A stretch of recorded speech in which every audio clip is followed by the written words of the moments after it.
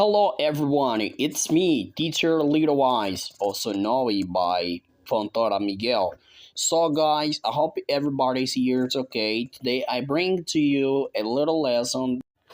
So today we are going to talk about the lesson number 5. It is the English alphabet. So let's go. Lesson number 5, the English alphabet. Summary: the English alphabet. Alphabet is a set of letters used for writing something. Alphabet is a set of letters used for writing something.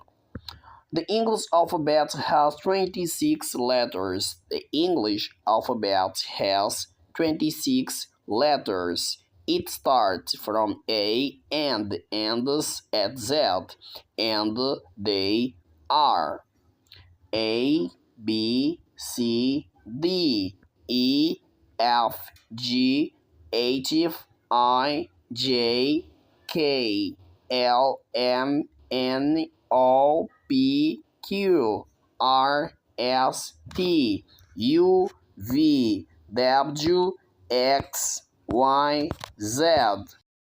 So guys, follow me for some more lesson. Bye.